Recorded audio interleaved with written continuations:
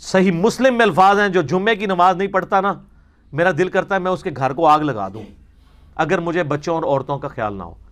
مسلم شریف میں یہ الفاظ ہیں، نبی علیہ السلام فرمایا کہ لوگوں جمعہ چھوڑنے سے بعد آ جاؤ، ایسا نہ ہو اللہ تمہارے دلوں پہ مہر لگا دے۔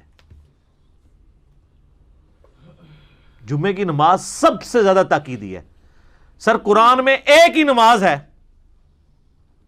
جس کو ایمفسائز کرنے کے لیے مسلسل کئی آیات ایک سورت کے اندر نازل ہوئی ہیں، سورۃ الجمعہ۔ سورۃ الفجر بھی ہے لیکن اس میں صرف فجر کے وقت کی قسم کھائی گئی ہے، فجر کی نماز پڑھنے کے بارے میں کوئی اتنی لمبی ترغیب نہیں آئی ہوئی ہے۔ لیکن سورۃ الجمعہ میں کتنا آیا ہے کہ جب جمعے کے دن اذان دی جائے کاروبار ترک کر دو، مسجد کی طرف لپکو، تجارت چھوڑ دو، پھر نماز جب پوری کرو اس کے بعد۔ سر اتنی بڑی تاکید، کیونکہ یہ مسلمانوں کی پولیٹیکل گیدرنگ ہے ویکلی، اس کے بغیر مسلمان ایک پیج پہ نہیں آئیں گے۔ یہ نکاح، استنجے اور طلاق ان مسائل کے لیے جمعے کا دن نہیں ہے، جمعے کا دن پولیٹیکل گیدرنگ ہے مسلمانوں کو لائے عمل بتانے کے لیے۔ جس طرح جو بھی پریزنٹ ایشوز چل رہے ہوتے ہیں یہ جمعے میں یہ ڈسکس ہونے چاہیے۔ جمعہ اس لیے تو نہیں ہے کہ آپ نے وہاں پہ یہ بیان کرنا ہے کہ استنجے کے لیے کتنے ڈھیلے چاہیے،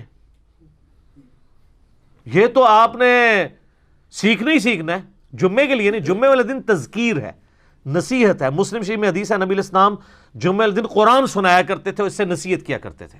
مسلم شریف کی حدیث کے الفاظ ہیں کہ آپ علیہ السلام اس طرح تقریر کرتے آپ کی آنکھیں سرخ ہو جاتی اور آواز بلند ہو جاتی اور غصے میں اضافہ ہو جاتا، جیسا کوئی فوج کا کمانڈر جو ہے نا وہ اپنی رعایا کو تیار کر رہا ہو۔ تو نبی علیہ السلام وہ کمانڈر ہو کے کس کے اگینسٹ تیار کر رہے ہوتے تھے؟ وہ آگے الفاظ ہیں مسلم شریف میں کہ لوگوں میں اور قیامت اس طرح ساتھ بھیجے گئے ہیں جیسے یہ دو انگلیاں، آپ شہادت کی اور درمیان والی انگلی ساتھ ملا لیتے تھے۔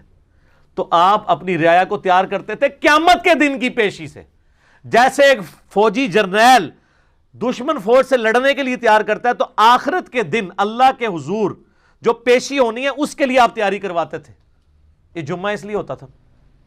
تو بخاری کے الفاظ ہیں کہ جمعے کی نماز تھی، عبداللہ ابن عباس کہتے ہیں بارش ہوئی، نبی علیہ السلام نے کہا کہ جمعے میں بھی اناؤنسمنٹ کر دو، صلو فی الرحال، گھروں میں ہی نماز پڑھ دو۔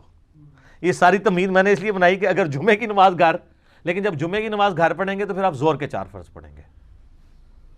اس طریقے سے مسافر کے اوپر جمعے کی نماز نہیں ہے، وہ زور کے 2 فرض پڑھے گا۔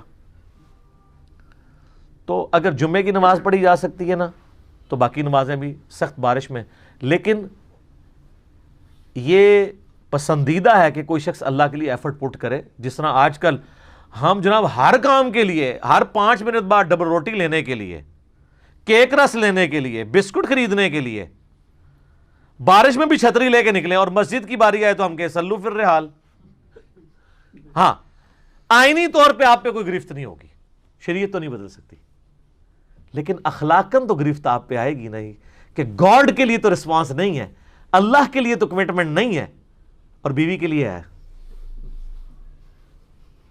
تو ہم تو پوری کوشش کرتے ہیں، کیونکہ آج کل نہ تو ہم ایسی جگہوں پہ رہ رہے ہیں جہاں پہ بہت زیادہ کیچڑ ہے، پکی سڑکیں، پکی گلیاں، 2 منٹ میں مسجد میں پہنچ جاتے ہیں، سکون سے مسجد میں جا کے نماز پڑھتے ہیں۔ تو پڑھ لینی چاہیے۔